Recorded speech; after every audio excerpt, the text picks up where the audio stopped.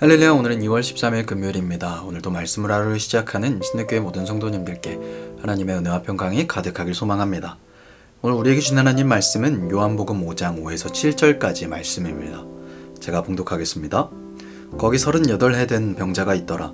예수께서 그 누운 것을 보시고 병이 벌써 오래된 줄 아시고 이르시되 내가 낫고자 하느냐. 병자가 대답하되 주여 물이 움직일 때에 나를 못에 넣어주는 사람이 없어 내가 가는 동안에 다른 사람이 먼저 내려가나이다. 아멘. 갈릴리에서 두 번째 표적을 행하신 예수님께서는 유대인의 명절을 맞아 예루살렘에 올라가십니다. 예수님께서 당도하신 곳은 양문 곁 베데스다라는 못이었습니다. 당시 그곳에는 맹인, 다리 저는 사람, 혈기 마른 사람 등 많은 중증 환자들이 진을 치고 있었고 그 무리에는 38년 된 병자 한 사람도 포함되어 있었습니다. 그들이 거기 모여 있었던 이유인즉슨 그 연못에 물이 움직이는 현상 때문이었는데 사람들은 그 움직임을 천사의 일로 생각하고 있었습니다. 절박했던 사람들이 모여 그 전설은 진실로 받아들여졌고 물이 움직일 때마다 사람들은 서로를 밀치며 경쟁해야 했습니다. 오늘 사건이 펼쳐지는 장소인 베데스다는 자비의 집이라는 의미를 가지고 있습니다. 그러나 펼쳐지는 상황만 보면 자비는 고사하고 경쟁과 이기심만 가득합니다. 그런데 그 속에서 진짜 자비를 베푸시는 예수님이 등장하십니다. 예수님은 무력감에 빠진 병자에게 다가가 말씀하십니다. 내가 낫고자 하느냐? 그런 질문 앞에 그 38년 된 병자는 나를 연못에 넣어줄 사람이 없다고 말합니다. 지금 병자는 모르고 있는 것이죠. 자기 앞에 계신 분이 누구신지. 그가 하나님의 아들이신 창조주의 아들이신 예수님인지도 모른 채로 그의 신경은 온통 베데스다에만 있는 것입니다. 성도 여러분, 우리에게 문제가 닥쳤을 때 우리가 힘을 쏟아야 할 곳은 다른 것이 아닙니다. 번뜩이는 내 생각, 그게 해결책이 아닙니다. 우리의 해결책은 예수님입니다. 우리의 해결책에는 실수가 있지만 예수님의 일하심에는 실수가 없습니다. 예수님만이 우리 인생의 답이 되십니다. 그렇게 동문서답 같은 그의 대답에 예수님께서는 말씀하십니다. 내 자리를 들고 걸어가라. 예수님께서는 자비의 집이란 이름을 가진 연못에서 진짜 자비를 베푸십니다. 사실 그 연못의 룰은 물이 동할 때 가장 먼저 그 못에 들어가는 것이 그곳의 암묵적인 룰이었습니다. 그런데 예수님께서는 그 룰에 얽매이지 않으시고 38년 된 병자의 문제를 단번에 해결하십니다. 우리는 삶을 살아가다 보면 많은 규칙과 전통, 법에 얽매여 삶을 살아갑니다.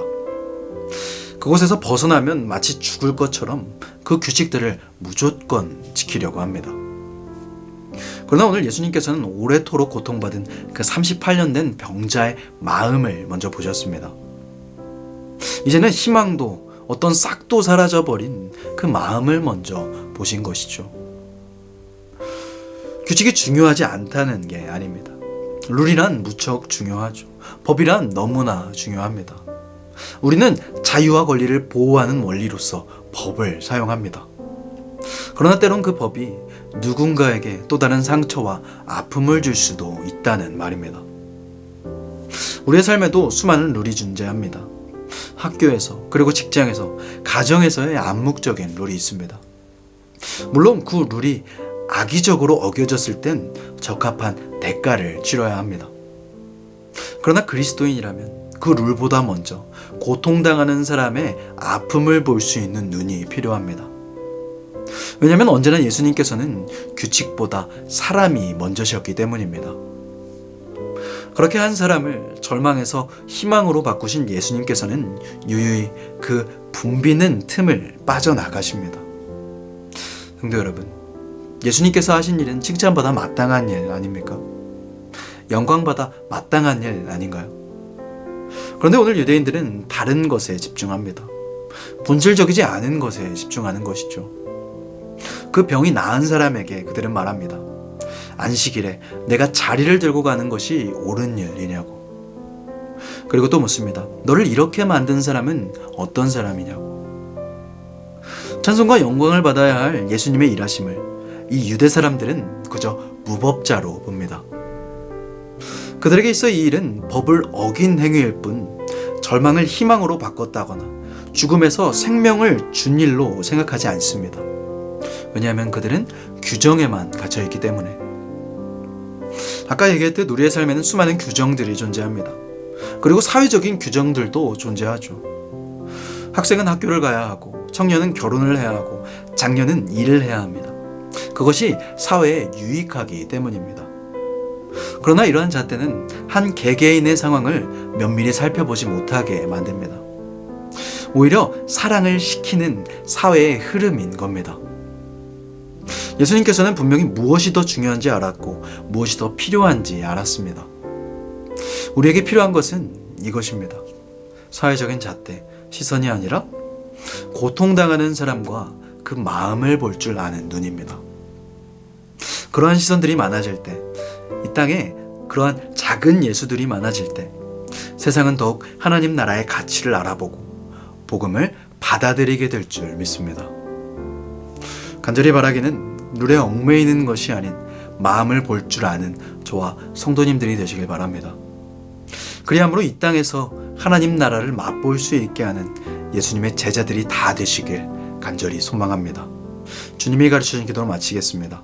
하늘에 계신 우리 아버지여, 이름이 거룩히 여김을 받으시오며 나라가 임하시오며 뜻이 하늘에서 이루어진 것 같이 땅에서도 이루어지이다.